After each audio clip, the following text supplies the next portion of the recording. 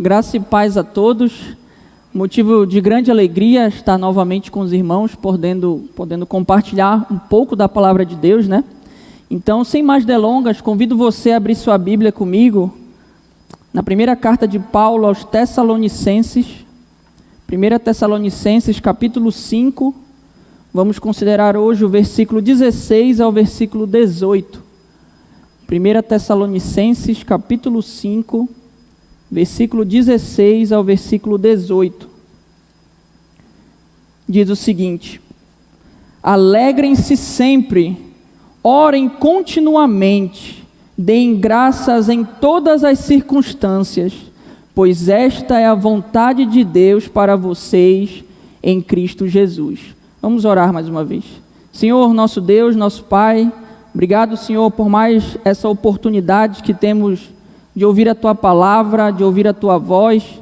Te pedimos, Senhor, que neste momento o Senhor possa iluminar, Senhor, a nossa mente, o nosso intelecto. Nos ajuda, Senhor, a ouvir e depois aplicar essas palavras em nossas vidas, Senhor. Fica conosco agora, usa-me, Senhor, para falar com o Teu povo. É o que eu te peço e desde já te agradeço. Amém. Bem, a primeira carta de Paulo aos Tessalonicenses, ela foi escrita ali por volta do ano 50 depois de Cristo. E ela tinha como um dos objetivos principais animar, encorajar e corrigir os crentes daquela igreja ali na região de Tessalônica. Após alguns problemas que Paulo e Silas, seu companheiro de viagem, tiveram com certos judeus daquela cidade durante a sua estadia ali, eles tiveram de fugir da cidade e partir para outra cidade chamada Bereia, por conta de uma agitação e perseguição provocadas por judeus invejosos, como você consegue ver lá em Atos 17, do versículo 1 ao versículo 10. Assim sendo, Paulo, agora em Atenas, envia Timóteo à igreja que havia se estabelecido ali em Tessalônica, para animar aqueles crentes e observar qual estado que aquela igreja se encontrava. Uma vez que ele mesmo, Paulo, tentou, mas não conseguiu voltar a Tessalônica. O mesmo Paulo relata em 1 Tessalonicenses 2,18 o seguinte: por isso quisemos ir até vós, pelo menos eu, Paulo, não somente uma vez, mas duas. Contudo, Satanás nos barrou o caminho. Então, depois de certo tempo, Timóteo retorna ao encontro de Paulo para levar as notícias do desenvolvimento daqueles irmãos. Assim, ambos se encontram na cidade de Corinto, onde Paulo estava ali pregando o evangelho. De um modo geral, as notícias que Timóteo levara a Paulo eram boas. Você pode ver isso lá em 1 Tessalonicenses 3, do 1 ao 10. Movido então por essas notícias boas, Paulo, sabendo também da perseguição dos judeus contra aqueles irmãos, se propõe a escrever a carta que nós estamos lendo agora, com o objetivo, de novo, de animar, encorajar e corrigir o que precisava ser corrigido naquela igreja. O capítulo 5, que é onde o nosso texto está inserido, ele faz parte da seção doutrinária da primeira carta de Tessalonicenses. E essa seção doutrinária, ela tem um enfoque no retorno de Jesus a essa terra, onde do versículo 12 ao versículo 22 aqui do capítulo 5, já bem ao final da epístola, Paulo exorta e mostra como aqueles crentes ali de Tessalônica deveriam se comportar, tendo em vista o seu caráter santo e a iminente volta do Senhor. Em outras palavras, o propósito de Paulo era encorajar a vigilância e o viver justo daqueles irmãos, uma vez que aqueles crentes eram santos e esperavam ansiosamente pela volta do Senhor. Assim nós podemos ver, a partir do versículo 12 ao versículo 22, como aqueles irmãos deveriam viver ou se portar com relação aos anciãos da igreja ou à liderança, Você vai ver isso no capítulo 5, versículo 12 e 13. Com relação aos desordenados, desanimados, fracos e com os demais irmãos, capítulo 5, versículo 14. Você vai ver como eles deveriam se comportar com relação aos que lhe injuriavam ou que perseguiam eles, capítulo 5, versículo 15. E com relação ao próprio Deus, capítulo 5, do 16 ao 18, que é o nosso texto. E por fim, com relação ao Espírito Santo e aos seus dons, versículo 19 ao versículo 22. Então, dito isso, vamos ver hoje 3 atitudes ou características de uma vida cristã saudável, que aqueles que foram salvos por Cristo e anseiam pelo seu retorno devem expressar com relação ao nosso Deus. E indo para a primeira atitude, ela é a alegria constante. Está lá no versículo 16. Leia comigo novamente, versículo 16. Alegrem-se sempre. Podemos perceber por esses 3 versículos que nós acabamos de ler, que Paulo é bem direto em sua exortação sobre as atitudes que o crente deve expressar com relação ao nosso Deus. Como falamos, a primeira atitude que nos é comandada, conforme lemos aqui na NVI, é alegrem-se sempre. Ou, na tradução da ARA, regozijai-vos sempre. É interessante falarmos que, quando nós analisamos os escritos do apóstolo Paulo, nós podemos perceber que a alegria para ele é a alegria da fé. E essa alegria é fruto do Espírito Santo, como ele diz em Gálatas 5:22.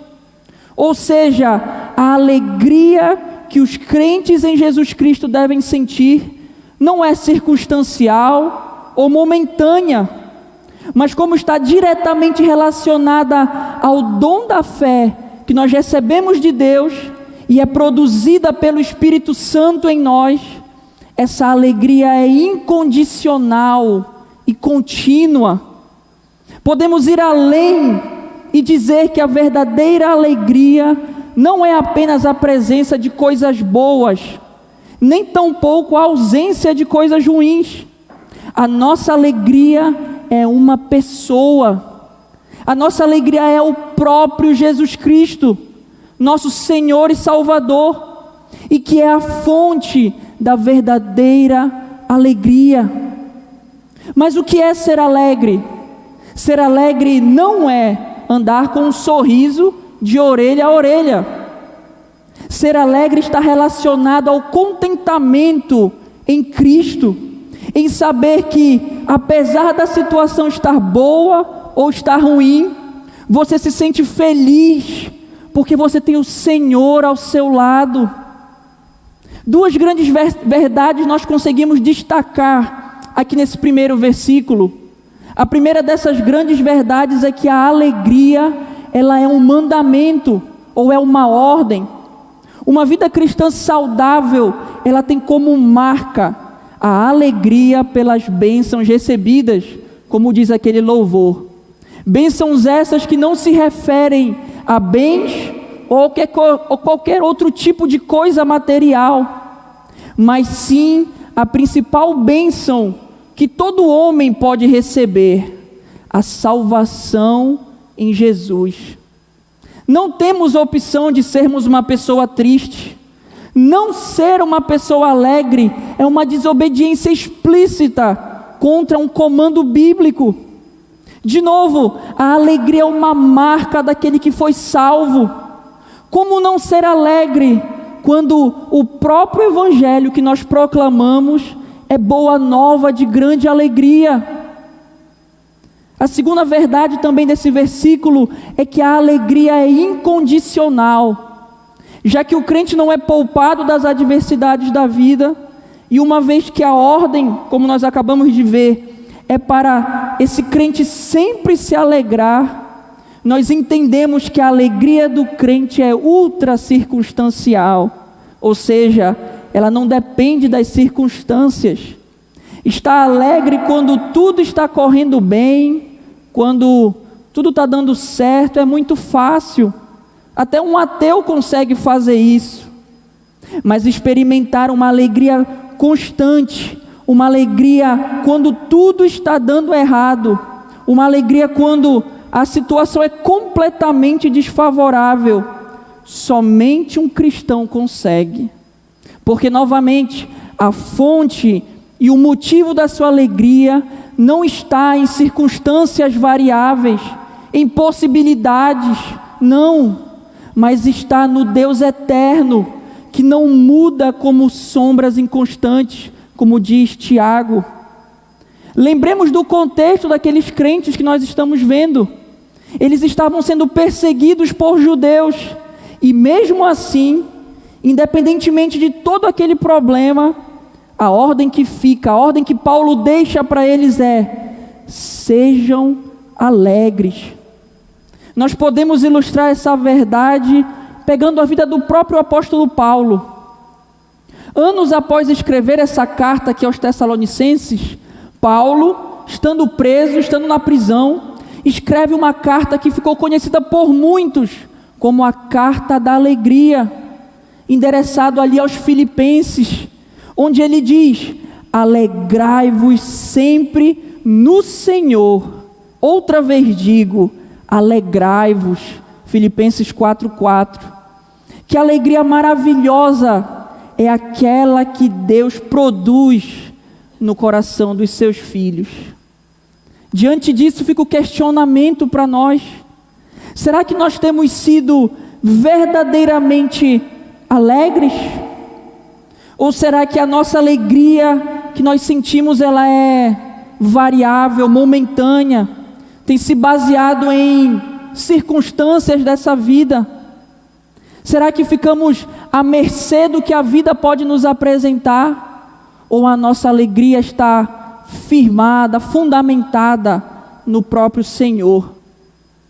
Nós acabamos de ver que ser uma pessoa infeliz é pecado, é ir contra o mandamento bíblico, e demonstra também um coração que não possui contentamento em Deus.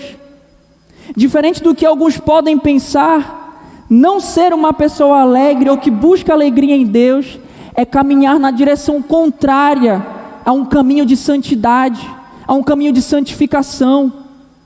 Verdadeiramente santificada não é a pessoa carrancuda, sisuda, cheia de virtudes e conceitos, mas é o ser humano que vive experimentando a alegria indestrutível que vem do Senhor.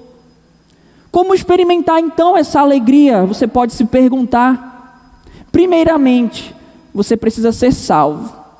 Só podemos experimentar a verdadeira alegria, só pode experimentar, na verdade, a verdadeira alegria, aquele que crê verdadeiramente na fonte dessa alegria, Jesus Cristo. Após isso, então, precisamos buscar contentamento em Deus, seja no pouco, seja no muito, seja na saúde, seja na doença. A alegria deve estar no Senhor, e sempre buscar em oração a ajuda do Espírito Santo, porque somente Ele consegue nos moldar para que possamos ser cada vez mais dessa forma e estarmos na mesma linha, no mesmo pensamento do comando bíblico. O fato é que o único que pode achar alívio e até mesmo se alegrar na angústia, ao passar por tristezas, é aquele que faz conhecidas as suas necessidades e desejos diante do trono do Pai. E é por isso que o comando que vem imediatamente após nós sermos alegres é o comando de orarmos continuamente. E aí eu queria chamar a sua atenção para a segunda atitude de uma vida cristã saudável, que é a oração incessante. Está lá no versículo 17, leia comigo novamente. Orem continuamente. Na continuação de suas exortações finais, Paulo mostra que o crente verdadeiro, que aguarda a volta do Senhor, é aquele que vive uma vida de oração contínua. Na ARA e em algumas outras traduções, esse versículo é traduzido como orai sem cessar. Porém, a ideia do texto não é de estar sempre ou no sentido de temporariamente, a todo momento, constantemente orando, ou sempre sussurrando orações. Esse termo sem cessar não significa fazer algo continuamente, constantemente, mas sim voltar a fazer isso de maneira periódica ou constante. Ou seja, devemos manter uma conexão permanente e ativa com Deus, de modo que a nossa oração, ela faça parte de uma longa conversa, sem interrupções e diária. Aqui a ideia do texto é de uma oração que faz parte de uma rotina ou de um hábito. Para termos uma ideia, essa palavra grega traduzida como constantemente ou sem cessar, ela era utilizada no mundo antigo para se referir também ao pagamento de taxas mensais, taxas periódicas. Se referia também a ataques militares repetidos e a constante produção de frutos no campo. O que Paulo está querendo dizer aqui é o seguinte: não deve haver uma quebra no hábito regular de agarrar-se a Deus em todas as circunstâncias da vida. Em resumo, orar continuamente é viver em tal comunhão com Deus que a oração, quer falada, quer silenciosa, seja sempre fácil e natural para o cristão. O cristão não está preso a alguns horários fixos de oração, a alguns locais específicos de oração, mas ele pode e deve orar em todo o tempo e em qualquer lugar. Uma vida cristã saudável é uma vida espiritual marcada por alegria e rica em comunhão com Deus. Novamente podemos ilustrar isso pela vida do apóstolo Paulo. O apóstolo tinha condições de afirmar isso aqui que ele estava afirmando, porque ele mesmo deu exemplo disso. Ele diz: orando, eu, Paulo, orando noite e dia, com o máximo de empenho, para vos ver pessoalmente e reparar as deficiências da vossa fé. 1 Tessalonicenses 3,10. Ou então, por isso, também não cessamos de orar por vós, para que o nosso Deus vos torne dignos de sua vocação e cumpra com todo o propósito de bondade a obra da fé, a fim de que o nome do nosso Senhor Jesus Cristo seja glorificado em vós e vós nele, segundo a graça do nosso Deus e do nosso Senhor Jesus Cristo. 2 Tessalonicenses 1,11. Ou ainda, não cesso de dar graça por vós, fazendo menção de vós nas minhas orações. Efésios 1,16. Podemos perceber que Paulo, ele orava constantemente pelos seus irmãos em Cristo, entendendo que tanto ele como aqueles pelos quais ele orava dependiam do Senhor para viver uma vida santa e agradável a Deus. Aplicando isso em nossas vidas, nós podemos aprender e ver o quão maravilhoso é manter uma vida de comunhão com Deus, especialmente por meio da oração. Orar é se comunicar pessoalmente com o grande Deus Trino, é conversar com o nosso Pai, João 1,12, é conversar com aquele que é o nosso melhor amigo, João 15,14, e conversar também com aquele que é o nosso auxiliador ou consolador, João 14,26. Não oramos para que Deus venha a saber quais as nossas necessidades, porque Jesus mesmo disse que o Pai sabe o que precisamos muito antes de nós pedirmos, Mateus 6,8. Deus quer que oremos porque a oração demonstra a nossa confiança em Deus, e é um meio pelo qual essa confiança nele pode crescer e ser amadurecida. Somado a isso, podemos aprender o quão necessário é que o crente viva uma vida de oração. Não há como viver uma vida cristã saudável, alegre e grata, como nós veremos no próximo versículo, se nós não cultivarmos uma vida de oração. Portanto, fica a pergunta para cada um de nós refletirmos: como tem andado a sua vida, a minha vida de oração? A começar por mim, será que temos tido momentos agradáveis na presença do Senhor? Ou tem sido tudo mecânico? Tem sido tudo automático? Será que falar com Deus tem sido algo prazeroso em nossas vidas, que me traz alegria? Ou tem sido algo que eu faço apenas para dar aquele cheque, na minha lista de tarefas diárias? Como ter uma vida de oração?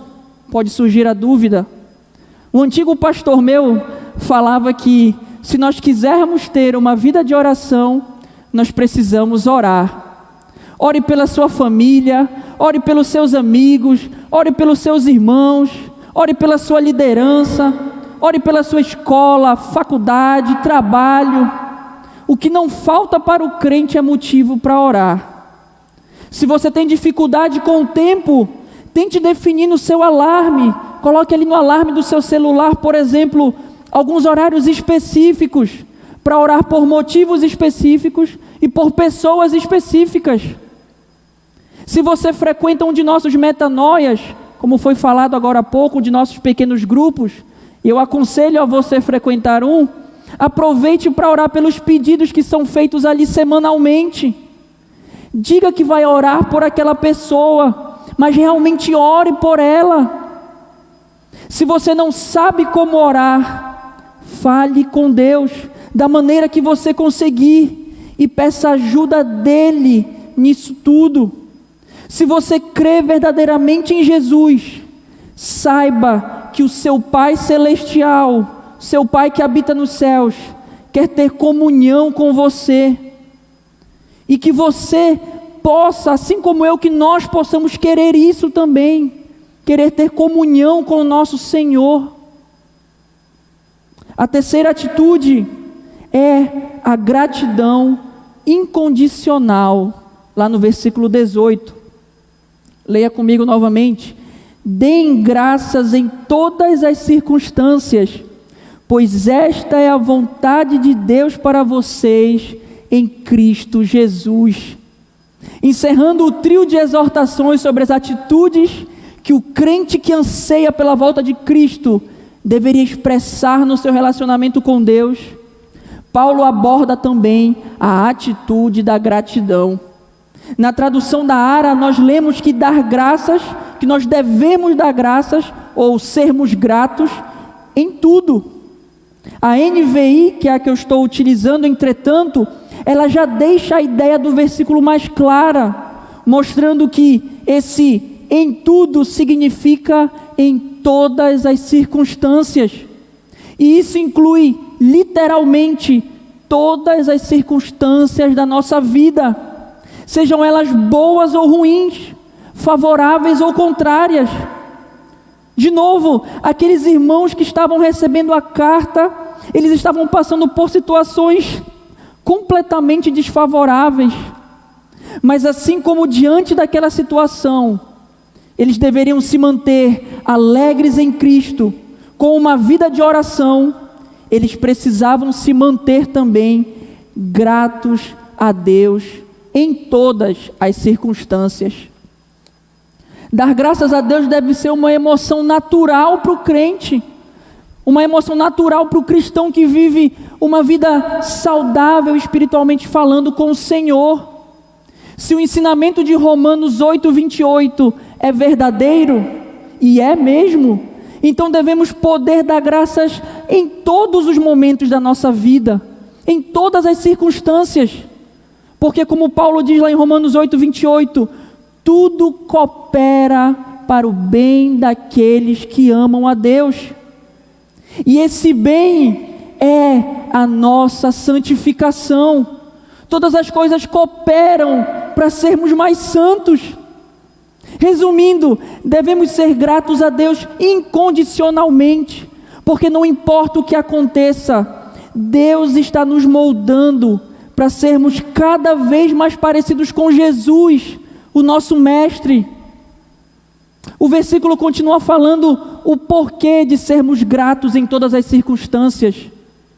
Acompanhe comigo, porque esta é a vontade de Deus para vocês em Cristo Jesus. Não era apenas a vontade de Paulo, de Silas, de Timóteo, que aqueles crentes tivessem esse tipo de atitude para com Deus. Nós vemos aqui que tudo isso era vontade, em primeiro lugar, do Senhor para com os seus servos. Podemos aprender com esse versículo que o que Deus quer de nós, além de nosso serviço braçal, de nosso serviço intelectual, é uma vida de gratidão. Muito mais do que estarmos diariamente na igreja ou envolvidos em todo tipo de atividades.